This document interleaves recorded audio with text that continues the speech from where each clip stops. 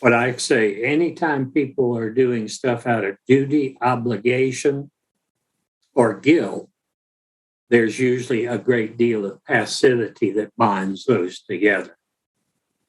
And the outcome is not going to be very good, very good, very good. The Medicine Path podcast is an ongoing exploration into the intersections of spirituality, depth psychology, and psychedelics.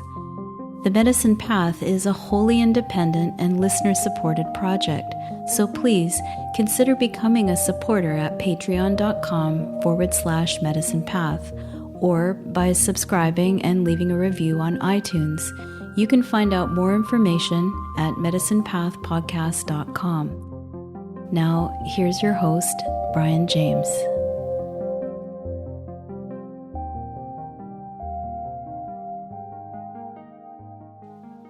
Welcome to the Medicine Path podcast. I'm your host, Brian James. On this episode, I welcome back psychotherapist and author John Lee.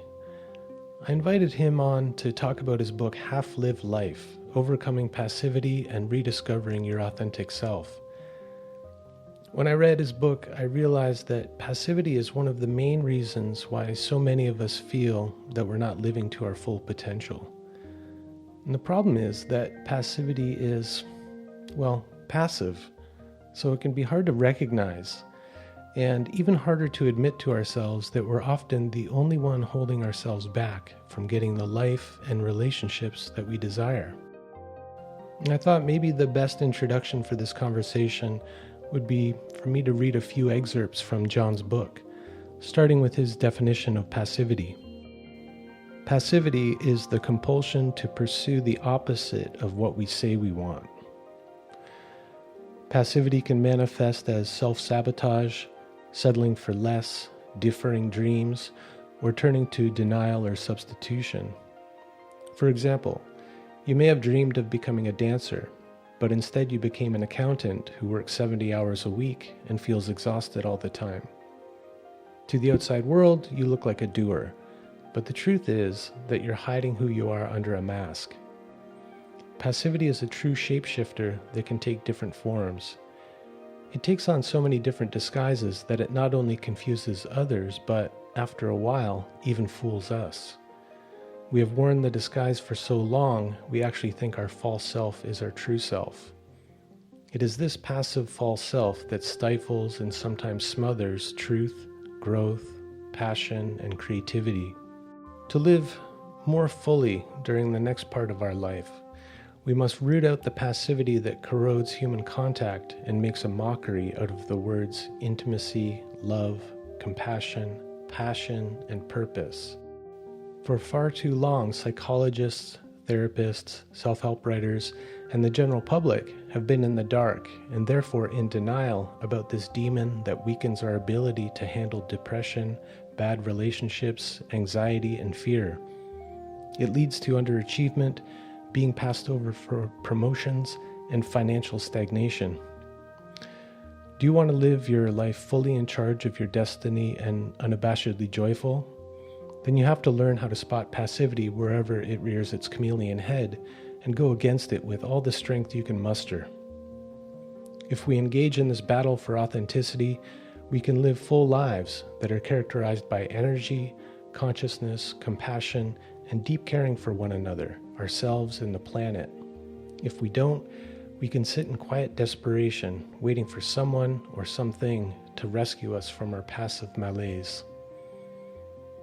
Until now, only a handful of academic neo-Freudians have been the ones discussing, in intellectual and clinical language, the passivity problem that plagues us as individuals and as a society. The few books that tackle this issue are difficult to read at best and impossible at worst. So what you have in your hands is a translation of sorts from highbrow intellectual probing to a down-to-earth explanation of the problem. My user-friendly language and approach avoid shaming, blaming, and demeaning anyone who is struggling with this issue so that you can make your own private pilgrimage through the mind and mind fields of passivity, guilt-free. And John ends with this: it is time to be who you really were meant to be and do what you are meant to do. Well, I really love John Lee's down-to-earth approach and straightforward language. And I hope you really get something from this conversation and that it inspires you to go out and read John's book, even if only to rule out passivity as one of the core issues that you might be facing in your life. We all suffer from passivity in at least some areas of our life, so this is probably the best book on the topic that I've ever read. And, John is just so empathetic and compassionate and caring that he makes the medicine go down a little easier. So I hope you get a little taste of that in this conversation. So now please sit back, relax, and enjoy this conversation with therapist and author John Lee on the medicine path.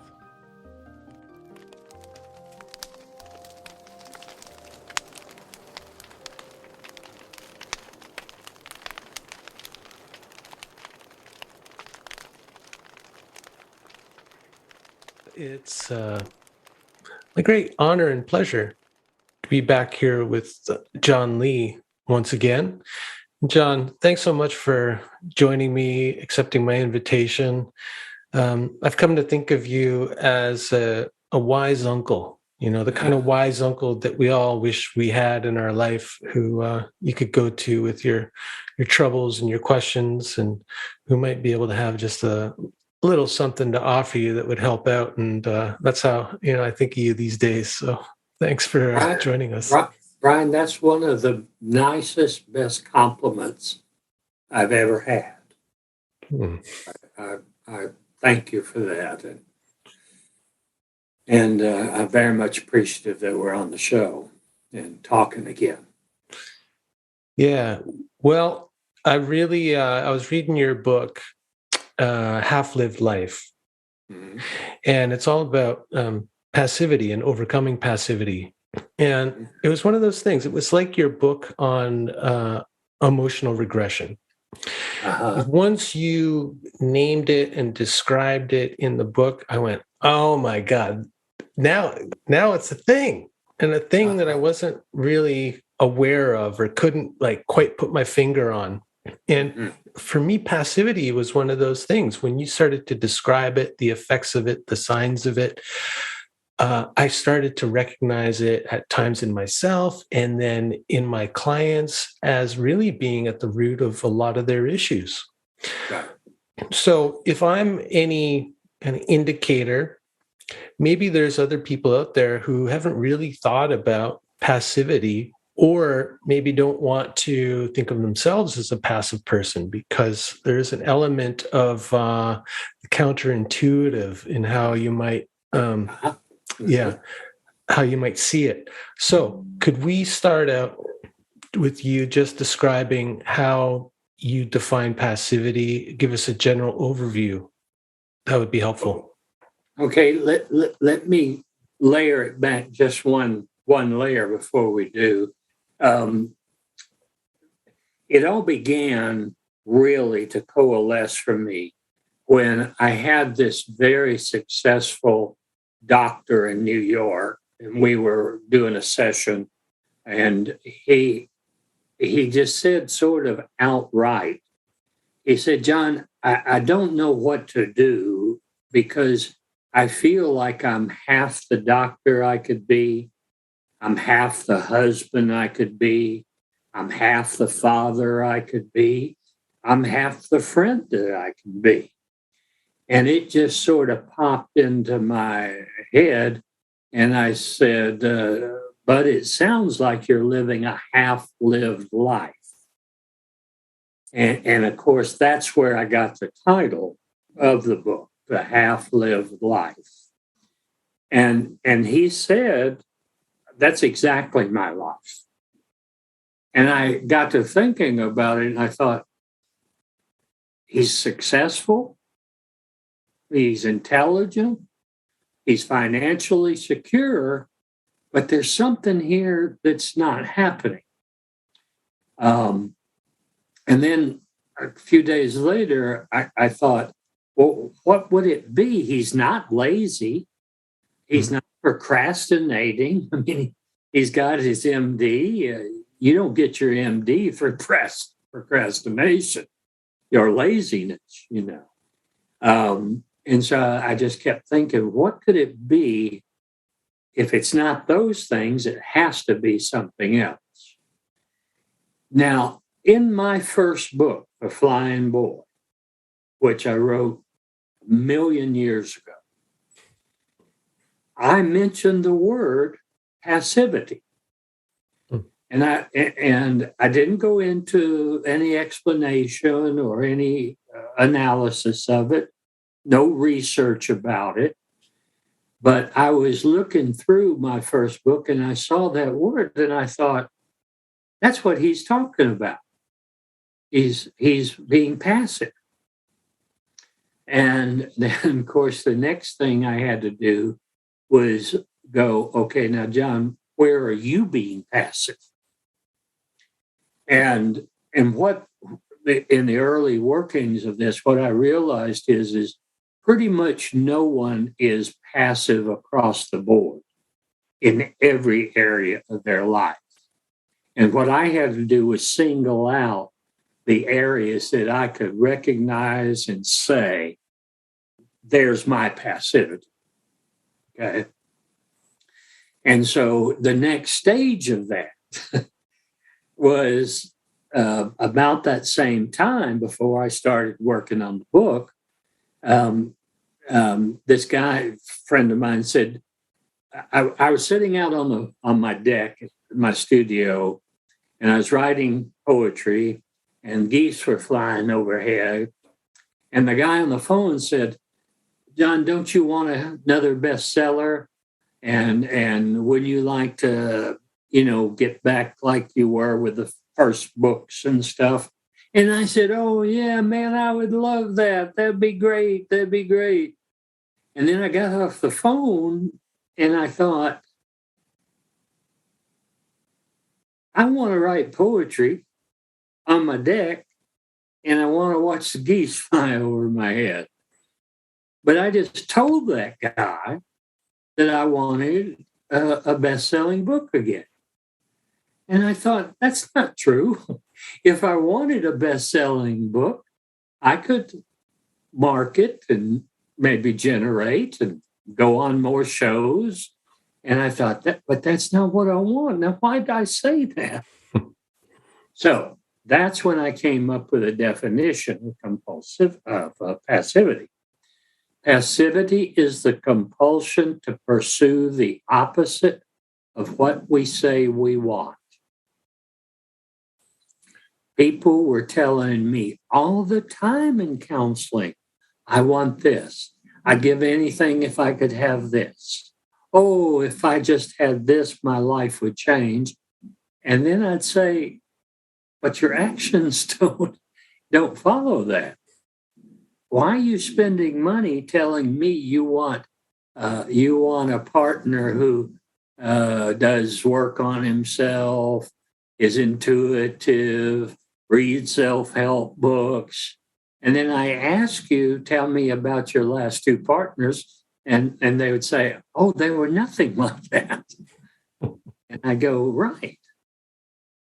You're telling people, your therapist, your friends, you want these things, but your actions belie that. And that's when I got to work. Yeah. Okay. So let's go back to that moment. You're on your deck and somebody kind of like asks you this question that has to do with maybe what people's expectations of someone like you who's had success through writing, what you would probably expect they would want. Like, who wouldn't want a bestseller? Who wouldn't want to be on Oprah or Good Morning America, right? Yeah. And so you immediately agree. So how is that? So I could see the passivity part of it, that actually when you tapped into what you really wanted, it was nothing like that. And so what kept you from asserting that and saying, well, actually, no, it's not. Why did you have that automatic reaction to agree with this ideal? Because that's what I realized, I later realized that's what everybody was telling me sometimes in counseling. I'd say, I had this buddy. This was another piece of this. I had this buddy for 30 years. And every time I would publish a book, he would read the book and then come over to my house and say, John, I want to write a book. And I think I could write a book. And I'd say, I think you ought to write a book. And then he would never write a book. And then I'd put one out and he'd do that same little dance. And what I realized was he doesn't want to write a book. What he wanted was the validation from me, a writer and a friend, that he could write a book, that he was intelligent enough to write a book. That was the underlying want. Yeah. Like the underlying question, if you got down to it, would be, John, do you think I'm as smart as you? Because, man, you seem real smart to me. And I'm feeling like a little smaller than you right now. Yeah, could be. Yeah. Something like that, yeah. Yeah. But what I realized, it especially happened with my women clients. Like I said, that they would say, oh, I want a sensitive guy. I want him to be in touch with his emotions. And then I'd ask them, what was their present husband or boy? Nothing like that. And what I said was, and I've been saying it ever since, let's deal with the truth of your actions and deal with that truth of your actions so that we can come out of this passivity and move towards these things that you want. But we can't do it if we don't deal with the truth of your actions. And, in non-psychological terms, we've heard it since we were kids. Actions speak louder than words. Yeah. And that's when I thought I gotta look with it. So I'm going to say it again. Passivity is the compulsion or the addiction to pursue the opposite of what we say we want. Yeah. Well, in that example of the woman who comes to you and says, this is the kind of partner I want, and this is the guy I got, and he's not interested in self-improvement or any of that stuff. He doesn't want to go to the weekend retreats with me, and he just wants to sit around and watch football. Okay. Now, I was thinking about that because I had a client just this morning who was talking about this issue. He's really working on himself. He's engaging with me in therapy and doing all this stuff for himself, eating better, exercising, really trying to improve himself and get himself to where he wants to be.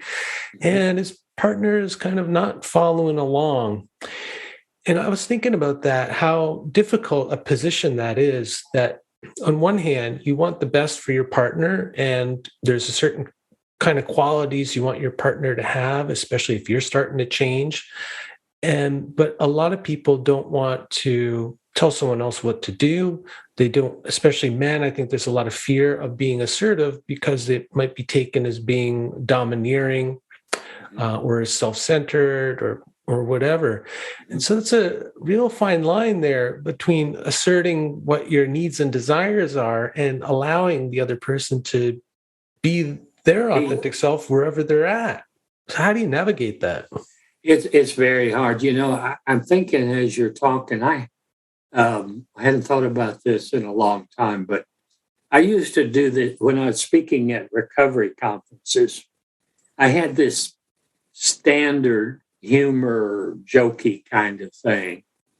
And now that you and I talking about it, what you just said made me think of it. I'd be a keynote at adult children of alcoholic conferences and Al-Anon conferences back in the 80s. And I would use this as an example and always get kind of a laugh. I'd say, okay, I'd say to the women, now here's a guy who's working on himself. He's in recovery. He goes to men's retreats. He reads self-help books. And then over here on my right side is this guy who still drinks, who wouldn't do a day's worth of therapy if his life depended on it. He's emotionally unavailable. He has this dark aura around him. Now, who are you going to pick? And the women would always laugh. And I said, I could bring this healthy guy into the room right now and say, now he's available. And I said, and y'all wouldn't even see him. It was like he wasn't really there. But that guy over there, who's half drunk and hot as hell, oh, you would see him. And everybody sort of cracks up. And again, thinking about, I hadn't thought about this in years. That was the beginning, really, of my foray into passivity. It's like, no, I don't. That healthy guy, I don't even see. You say he's in the room, but I don't see him. And that's where, thinking about these origins and roots, they've been coming for a long time. Mm-hmm. Yeah. Well, then the question comes up for me, like the immediate question would be, well, why do we make those choices that aren't in alignment with what we really feel we want and need?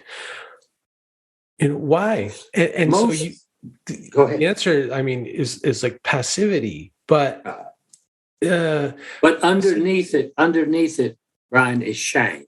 Yeah, right. Is shame. See, I don't deserve a best-selling book. I'm going to say I want one, but underneath that, who am I? I have nothing to say. I was told I was an idiot. Whatever it is. And then the second part of this is something that I had to deal with a lot around the passivity thing, is the tendency to self-sabotage. Mm-hmm.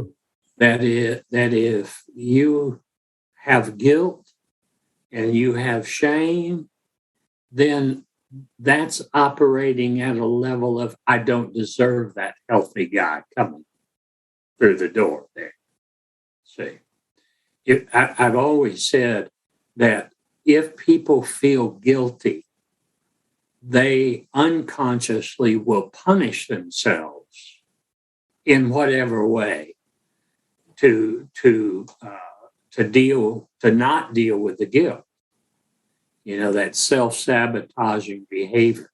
Why if I'm guilty, I must hurt myself. Maybe not by cutting or shooting heroin, but by picking the wrong partner. Mm-hmm. Not writing that book that I want to write. Yeah, that's interesting. So the passivity is a way to not get what you really want because you're afraid to get what you really want, or you don't think you deserve it. Right. When you're talking about that, like not, feeling like you deserve the best-selling book or the great guy or whatever. For me, I think like what it was for me was I was actually afraid of success in the kind of areas that I wanted to be successful at. Right. I had no problem being successful when I was working for big corporations because they were the ones who carried all the responsibility, really. My responsibility was to show up for work when I needed to and to do my work well. But, that was a responsibility I could handle. What scared the crap out of me was working for myself and becoming successful. So maybe having lots of clients or lots of yoga students and having to show up for them consistently, even like when I didn't have the energy or I didn't feel like it. Like the kind of burden of that scared the crap out of me. And I think that caused me to self-sabotage or to be passive in maybe promoting or whatever for a long time. once I identified that, it was like, whew, Yeah. like even just to feel the fear of that. And I had to do like visualization, like what would that actually look like if I was as successful as I truly wanted to be? And start to get a feel for, could you handle this? And I started to get a sense, well, you know what? I could, because it's just like what I used to do for the corporation. I just showed up, Right. even if I didn't really feel like it, I just keep showing up, and I know I'm going to have good days and bad days. And so that helped me step into it more and to kind of go for it more and not hold back so much or hold myself back. Mm-hmm. Well, one of the things, this is a sidebar here. One of the things about passivity and sabotage is a lot of people, especially creative people, teachers, professors, doctors, social workers, authors, most of those people suffer to greater or lesser degrees from the imposter syndrome.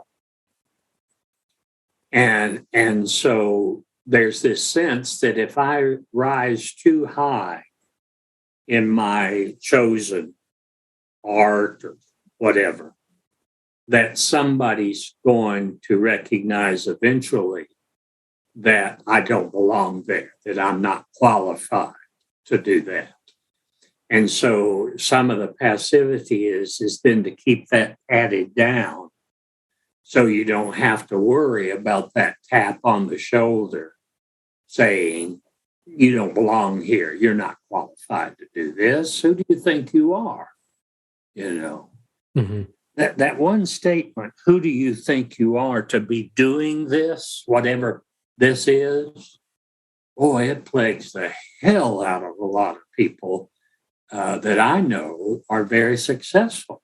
They still wrestle with that question, who do I think I am to be writing or teaching or, that kind of thing. One of the things I want to say about passivity as we move towards some solutions and repairs of this. I don't want to get there yet. I want to talk more about the signs of passivity, so how we can recognize it. Because I think it is so kind of slippery. It's not something that we want to identify with often, right? Yeah. So we can miss the signs and the fact that they are often like counterintuitive, right? Yeah. Yeah, I mean, it's great. Now, one of the things, of course, that I appreciate about you is that when you talk about some of these issues, you don't do it in a way that feels shaming or patronizing, right? Like you don't come from this position of like the detached authority, the big psychologist who's like pointing out all of our problems as if you don't have anything to do with them, right? So I think like your authority is earned really honestly because like you're talking about before, a lot of your work comes out of your own recognizing this in yourself and trying to figure it out, right? So in this case, in the book, you cited your own workaholism as a result of unexamined passivity, which seems really counterintuitive to me because from the outside, no one would say John's a passive guy. I mean, like, look at he's written like 30 books or something, right? So could you explain that, how like something like workaholism could be a sign of passivity? Well, I identified, before I wrote the book, I identified the three major areas that I was passive in. One of them was, and still is, sort of finances. I take a very laissez-faire approach to finances, always have.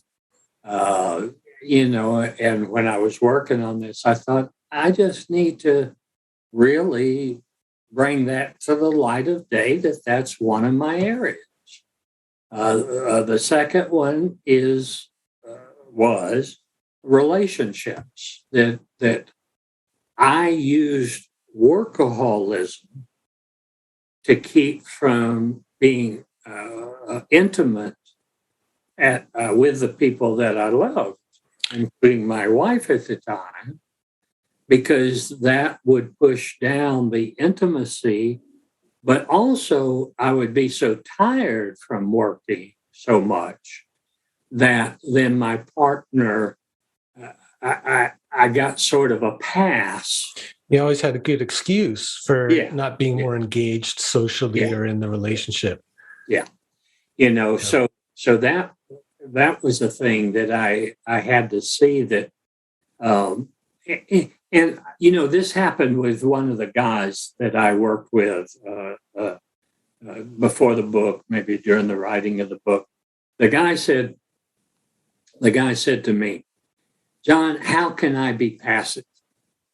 I am on the Fortune 500. I sit on many charity things. I work, I help people. How can you identify me as passive? And I just had this spark for just a moment. And I said, if I called your children, your adult children, and said, tell me who your father is, what would they say? And he said, they would say, I don't know. They didn't know. I said, so all these areas over here, you weren't passive in, but parenting, fathering, you got grown kids who say, I have no idea who my dad is, because that's where you were passive, And he said, that's exactly right. I let their mother do most of the child rearing and parenting.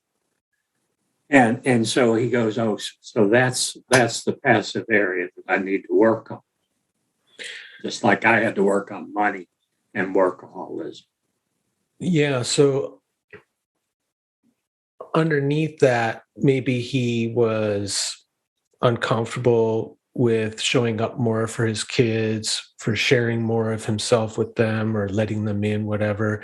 And so to avoid that, he overcompensates with the work. And then, like you said, he gets all the affirmation for that, all the praise for being so active in the work life, and he gets a pass when he's tired. It's like, well, daddy's working all day, he's really successful, he's on the board of all these charities, and he's such a good man, and he's out there like sacrificing himself. Meanwhile, he's just afraid to show up as a father for his kids in some way.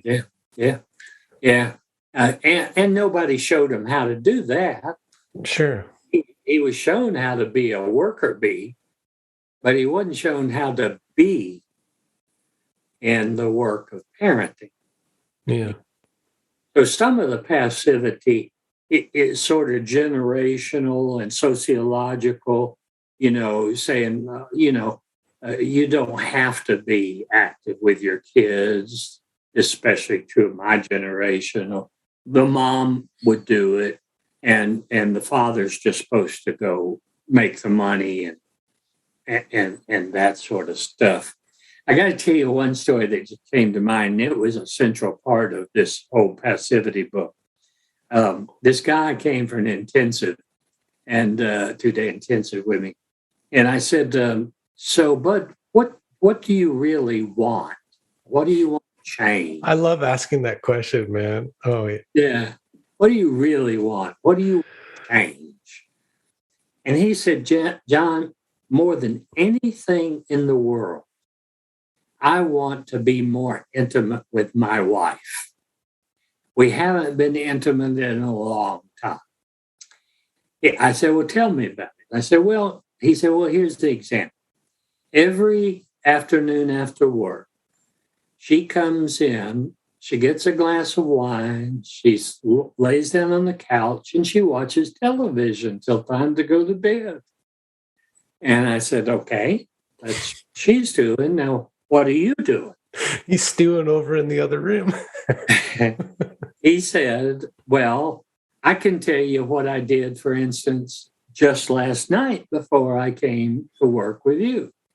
I said, okay, how did that go? Well, you can't see this, but I'll try to be verbally descriptive. He said, I went and I stood in front of the TV Yeah, like hands on his hips. Yeah, go ahead, cross my arms, hands on my hip, and said to her, why don't you turn this damn thing off? There's nothing worth watching. And why don't you get up and come to bed with me? And I said, how did that go? And he said, thanks, buddy. I'd rather have the Dallas rerun. Yeah. She said, honey, would you get out of the way?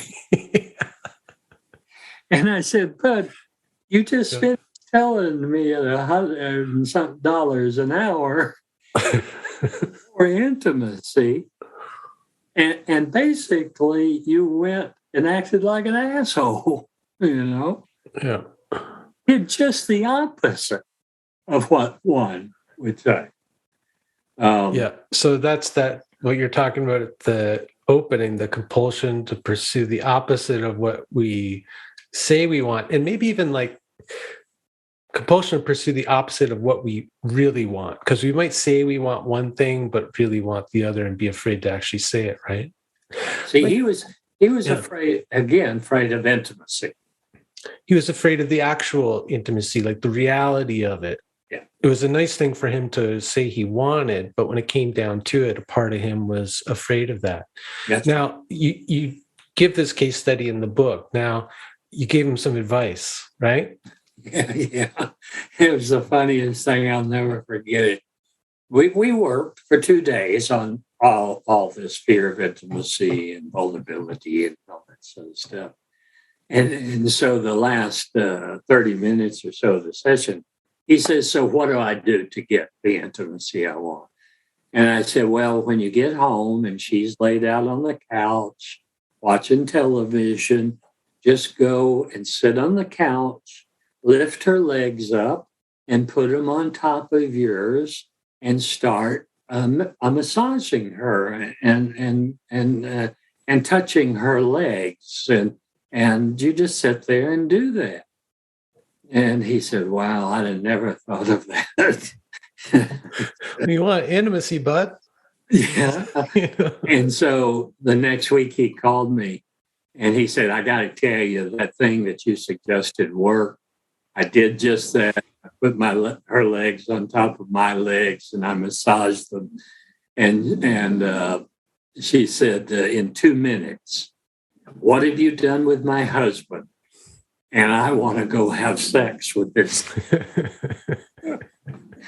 I'll never forget some of these things like that, That's what it often is, right? Like when we're in that room with somebody, it's just we're able to see the thing that is so obvious because we're not in the middle of it, right? And it's like, you want intimacy? Well, she's lying there on the couch. How about you just go cuddle up with her? Yeah. It's a strange thing. It takes a lot of it. I grew up with no intimacy or being smothered, one or the other. And so it took me well into my 40s before I started really breaking that down, I'll give you an example. With my first wife and my stepdaughter, I came in from work one time and my 13-year-old stepdaughter and her mom were lying on the couch, cuddling and watching a movie. And I walked in, I'll never forget this. And I said, what the hell are y'all doing? And they looked up at me like I was totally insane. And they said, we're cuddling and watching a movie. And within a nanosecond, I realized that never happened to me. Never.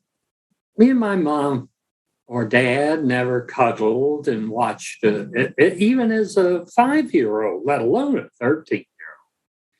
And I remember seeing that of, oh my God, see, that triggered me because I don't really have that experience. Yeah. Yeah, I've heard that kind of thing from from some of the men I work with who have kids. And I think, yeah, you've helped identify what might be going on there, but they've often spoke about feeling like left out. And, then they'll get into that emotionally regressed state where they're like 8 years old again and just say something completely irrational and not helping themselves get what they actually want, which is to be part of the cuddle party. Right. Yeah. And, that question that you asked that guy, what is it? What do you really want? That's a question that it seems like sometimes you got to go pay someone $150 an hour to ask you, because how often do we actually ask each other, what do you really want? Like, if you could just be completely honest and open and bold. But man, that's the first step to actually identifying what it is that we really want and need. Yeah, no. And another sidebar is I teach a lot and work with the differences between wants and needs. And most people don't know the differences. Yeah. And they get the wants and needs confused a lot. And that can be an exacerbation of passivity. Well, because what we're talking about here is like what we really want, desire, and need. Let's get into that a little bit, because if we can help people articulate that better, it'll help. Yeah, see, the way I've defined it is wants are best case scenarios, best case, wish fulfillments. Right. Wants can be negotiated. See, Well, compromise. Needs are cannot be negotiated. They can't be compromised. We must have them. Love, touch, communication, honesty. Yeah. Often like associated with the highest values. Yes. Yeah. And so sometimes when I'm working with a client, they'll say, this is what I want out of my relationship or my job, whatever. And I say, yeah, but let's distinguish that from needs. What do you need from your relationship? And when you cloak it as a need, many people will say, I don't know. They can rattle off all day long what they would want, but they can't really, say 3 things about what they need. Yeah. And that has to be delineated, and you have to come out of passivity to delineate those and then to speak to those. Yeah, right. Yeah. I often ask people what their non-negotiables are. Yeah, you're right. Nobody has them on the tip of their tongue because they haven't really thought about it. But if you're going to establish healthy boundaries and be assertive in trying to get what it is you need and ask for what you want and all that, you got to know what your non-negotiables are first. Like, where is the line drawn for you? That's right. Because otherwise you're always playing this game of like giving and taking too much and then falling into resentment for not getting what you want and all that. But really, unless you've done the work first of identifying what those things are, like what are the blue sky dreams, and then what are the absolute non-negotiables? Mm-hmm. And then I also sort of drive in the direction of of saying,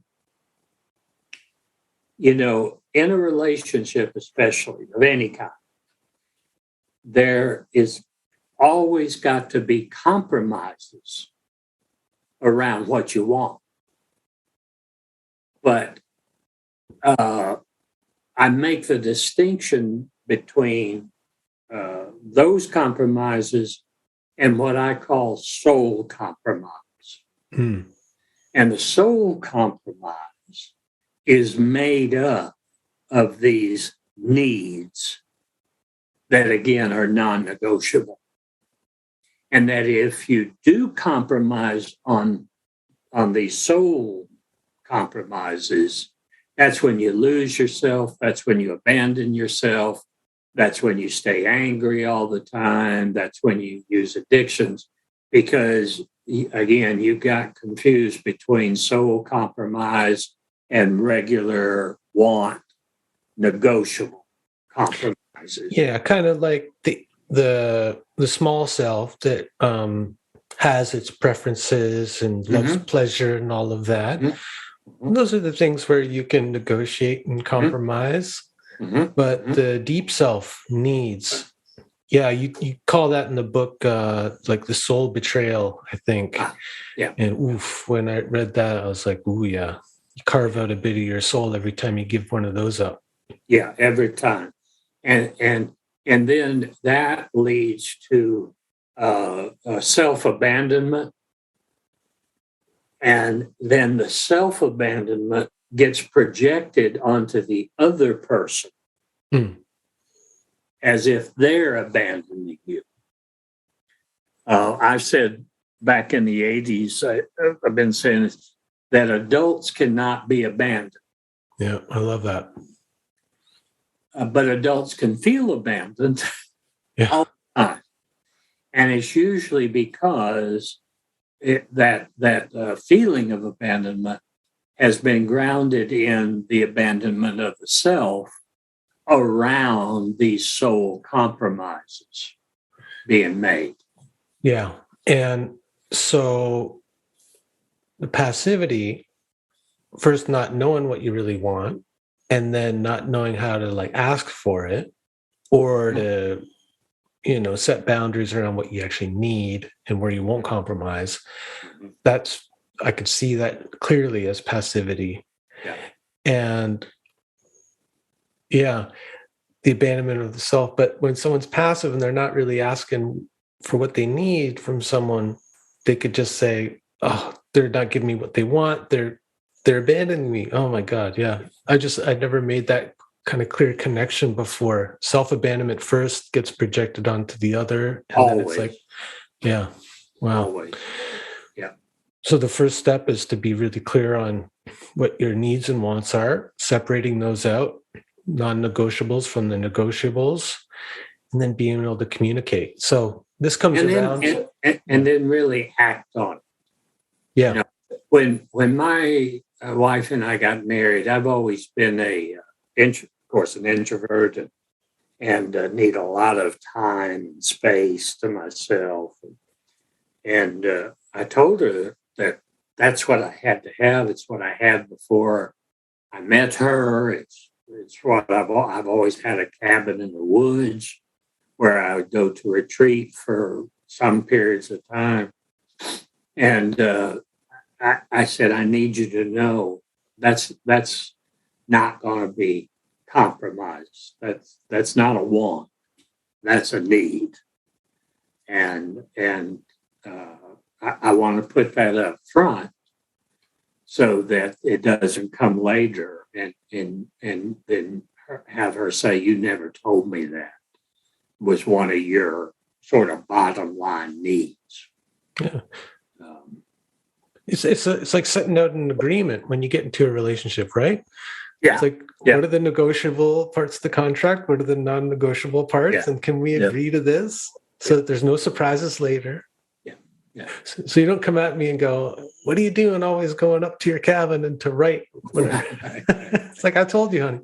Right. Okay, so how do we discern, this is a tricky one too, right? Like, how do we discern when we're being maybe inflexible or rigid or too kind of self-centered in our quote unquote needs? Mm-hmm. Is it something we just have to feel into? Yeah, a couple of things come into mind. These statements of what I need versus my wishes, especially the statements of what I need, must be communicated compassionately, not rigidly, not carved in stone, not aggressive, but compassionately. And the needs that are stated must emanate from the heart. And wishes doesn't necessarily do that, And so I came up with this term several years ago that I teach, and I call becoming compassionately assertive. So, like when we got together, in my most compassionate way that I was able to achieve, I told her, this is who I am. I love you. I want to be with you. But I'm not willing to negotiate that out of my life, So part of the compassion, it's kind of like the difference between caring for and caretaking. Most people have been taught to do the very, very passive caretaking versus caring for. And that people slip into that caretaking passivity.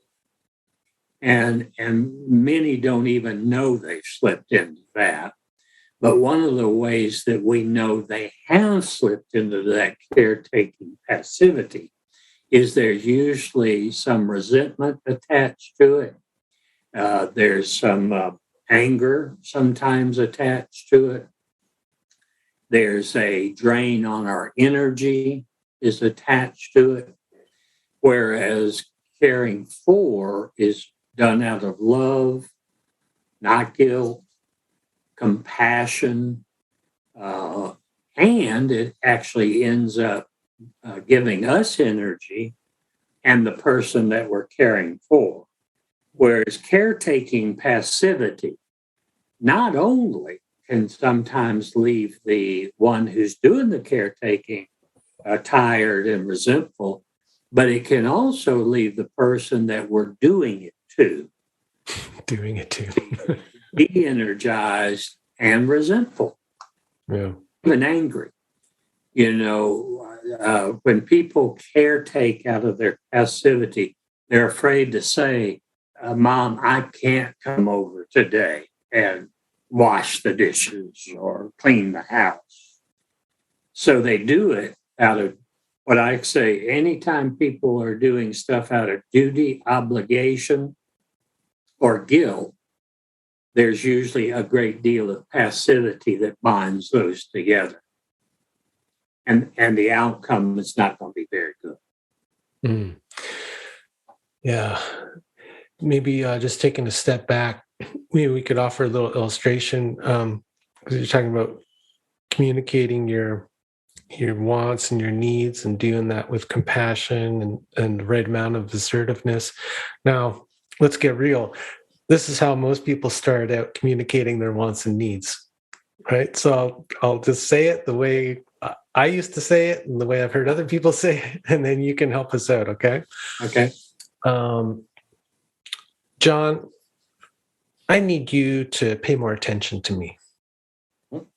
That's my need. I need you to pay more attention to me, spend more time with me, not so much time up at the cabin. Now, not a great way to communicate your need. Can you help us out? How do we get down to the actual need and communicate it in a more compassionate way that's still assertive? One way is you take the you out of it. I need you. Okay. No, just take the you out of it. I need more attention. I need more tenderness. But what we say is, you need to give me more tenderness. Yeah. You need to give me more affection.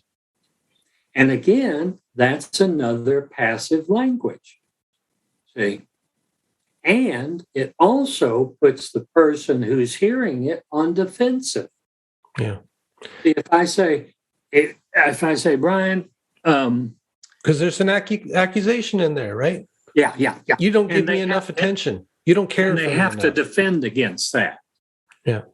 And because usually what the response is, I give you plenty of attention. What do you mean? I love you, honey.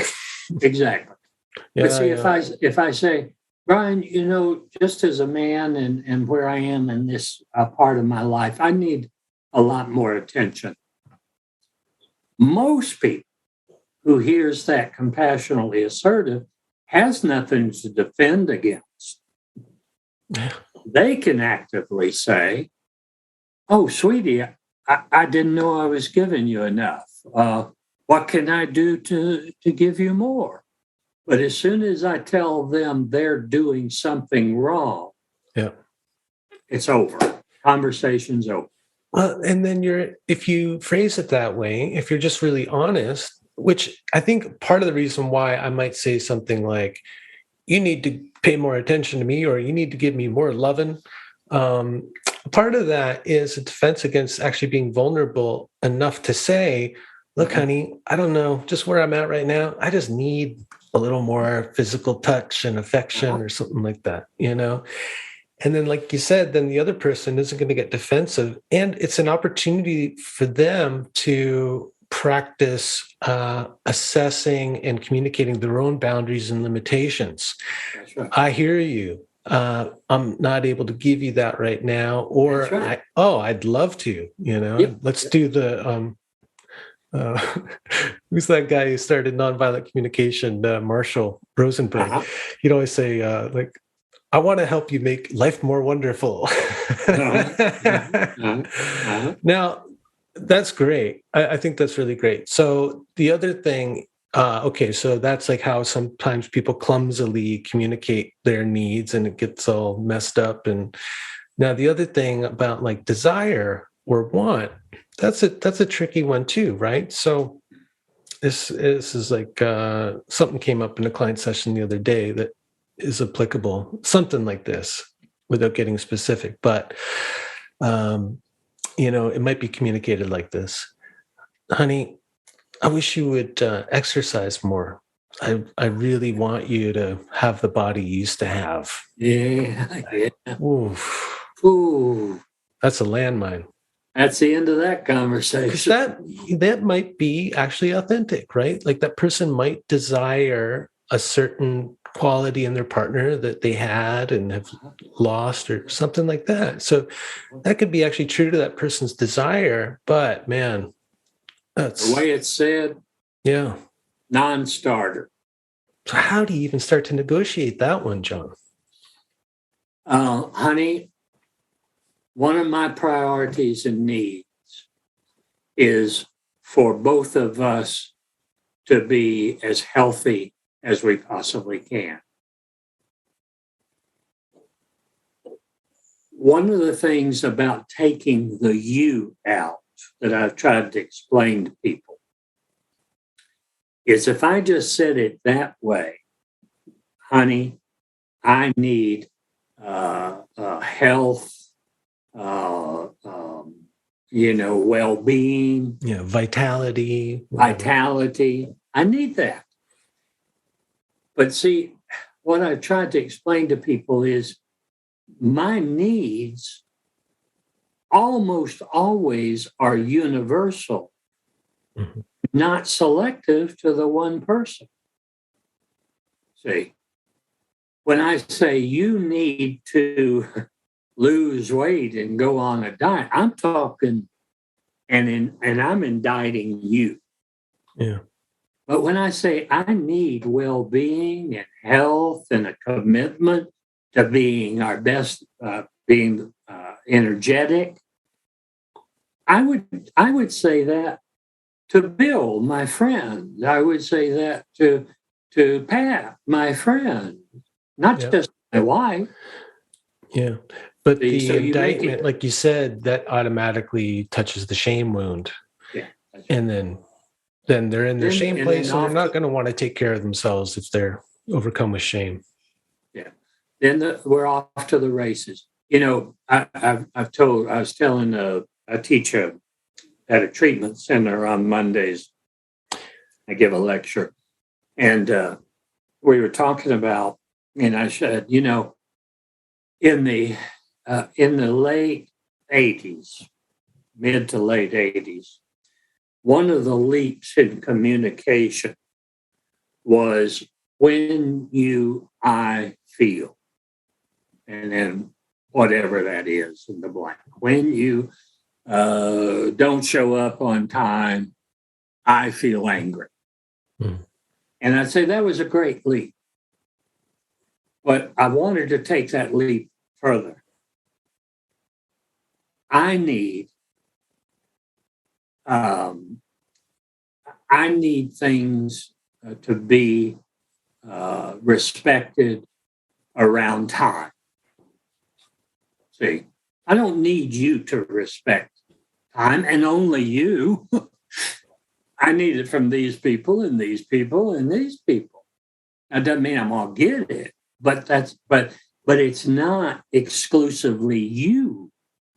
And so I was telling the class, it's real hard to do. It's so hard to do. I still can't quite do it all the time. Is to remove the you, because the you is another thing that's grounded in the passivity. See, if being late pushes my buttons, and I tell you that when you are late, my buttons get pushed, what I'm really saying is I don't want to be responsible for my buttons. Yeah. I want you to change so my buttons don't have to be dealt with. That was really pointed out to me by Martin Prechtel, who you obviously spent time with in the men's movement. But he wrote this thing, and at the time I'd been exploring nonviolent communication, which is very much when you blank, I feel blank, and what I need is blank. So could you please blank, right? Fill in the blank. That's a template for NVC, basically. I just saved you $1,000, folks. But he called that out, and he talked about how nonviolent communication is often a cover for passive aggression. Yes, sir. And once I heard him say that, I could see it, I could automatically see it. And I think that's what you're getting at there, is like, if it's a way of saying, I don't want to take care of my button. Yeah. And so don't do that. You change. Yeah. You change. And then I won't have to deal with these buttons. I'm triggered, so you got to change. Right. Instead of me like looking at what the explosive material is that's getting triggered and taking care of that. That's right. And that's the path of least resistance. If I can say, when you curse at me, I feel damaged, I feel abandoned, so stop cursing at me, and then I won't feel abandoned, No, I need to never be cursed at. From you, from you, from you, from you. Yeah.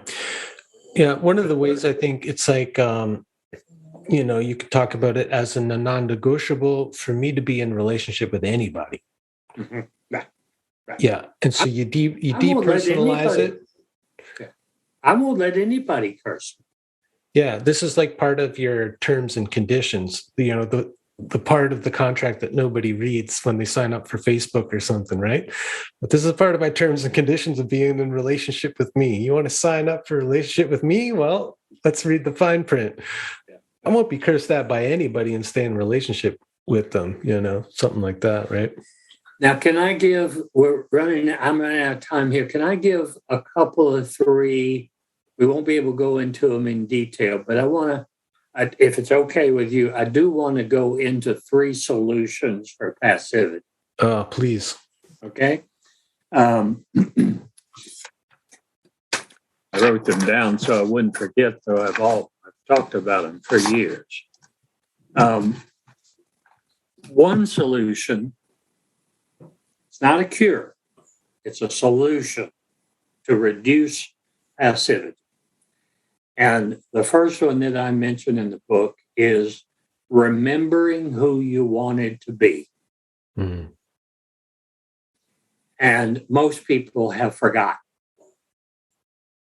And so in the process of forgetting, that's part of what slid them into passivity. And so when I'm working with people who identify themselves as passive people in certain areas of their life, I start with who did you want to be if passivity was not a problem? many people will either say, I don't know, or I forgot. Yeah, and they're afraid to say. They're afraid to admit their dream. Yeah. And so then the third thing I say is, before the credit cards came, before the mortgage came, before the kids came, remember who you wanted to be. Yeah. And a lot of people, given enough time, will say, well, it damn sure isn't what I became. You know, I do sort of remember what I wanted to be. And so I sort of bring that back into the picture, but I also bring it back into the picture as it is age related and situational related. So, yeah, like that childhood dream of your future might have to be updated now that you're an adult with experience and responsibilities. Yeah. Yeah. Somebody might say, well, John, I always thought I would be an actor or a dancer. A rock star, whatever. Yeah. Yeah, something. And I go, and you're how old? I'm 55. Okay. Then go. I got to plug in my battery. Hold on just a second. Oh, yeah. I might, fired up. yeah, I might say, go to your community theater and try out for a part. You can't go to Hollywood, but you can go to the community theater. And that's a step out of passivity and a step towards remembering who you want it to be. Mm-hmm. The second one is what I call, and I got this from the poet,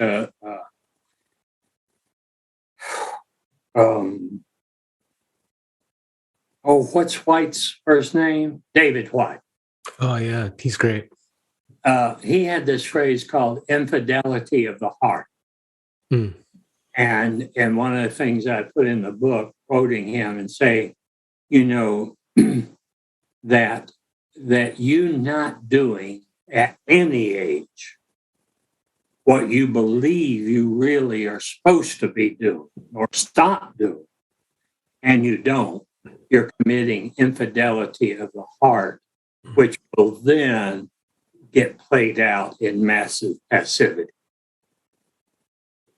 Mm. And the third and last one, and this was something that was so important to me when I was researching the term passivity. There was nothing more than a paragraph, usually written in psychological literature, about passivity. It was like, okay, here's 5 sentences on passivity. And so I kept looking and looking and looking. But I found like 4 or 5 books, and they're listed in the back of my book. And even though they were neo-Freudians and psychoanalysts, Jungians, they all said in their own way that one of the solutions to passivity was anger work. And I'd already written 3 books on anger. And so this verified what I thought would bring us out of passivity.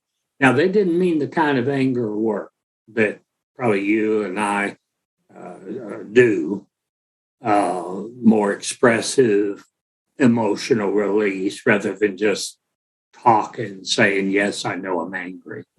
But what I saw is that anger work is a unifying principle that people from Yale and Harvard and Oxford was saying, yes, this is a part of the solution. Now, why is that? Is that because the suppression of anger is so prevalent that you're suppressing that and you're suppressing all this energy? And so maybe passivity is a way to avoid getting yourself into situations that might trigger that anger, something like that. Yeah. And also keep you out of situations where you actually need to express it in an appropriate, compassionately assertive way. Anger is so taboo in our country. Rage is not taboo, but anger is taboo. Especially with men. What's that? Especially with men, and for a lot of good reasons, right? Yeah. Which is another subject we can explore sometime. But that idea. So I came up with this phrase a long time ago. Anger is for getting out of stuck places. Passivity is a stuck place. Grief is for having been in a stuck place and having been passive in so many areas of life. Anger is for getting out of stuck places. Grief is for having been in a stuck place for so long. Mm-hmm. And the grief is going to help you get out of any kind of lingering resentment or shame or guilt about having been stuck there and all of that, right? Just grieve it. Feel the sadness, feel the that loss of a missed opportunity or something. Yep. And then you'll be able to get on with your life. But give it the grief. Okay, my friend. Well, good. I think we solved passivity. Thanks. Well, at least we can convince ourselves for this evening we did. Well, look, at least we kind of cracked the seal on it. I think for a lot of people, because I know coming across your book really did that for me. And so anyone, I would recommend your book to everyone, just to at least rule out passivity as a possible cause for a lot of their sense of not feeling fulfilled in their life or being disappointed and things like that. At least it'll highlight it so you can have a look at yourself and understand it better. So thanks again, John. It's so great to spend time with you. Oh, thank you so much, Brian. Thank you so much. And you have great questions and you have all this great information. And I really love these conversations with you. And I thank you so much. And, down the road, when we have the opportunity to do it again, let's do it again. Okay. Right on. And someday when this whole plague time blows over, I want to come down and take you out fishing or something. There you go.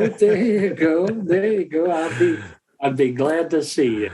All right. Take care, John. Right. You take care too, bud. Bye-bye. Bye. The Medicine Path is produced by Brian James on unceded Coast Salish territory, Vancouver Island, Canada. For more information, visit brianjames.ca. Music by Olive Artisoni, aka Greenhouse. Join the Medicine Path tribe and gain early access to episodes and the full podcast archives at patreon.com/Medicine Path. May the road rise up to meet you. May the wind be always at your back. May the sun shine warm upon your face. May the rain fall soft upon your fields. Until the next time we meet on the Medicine Path.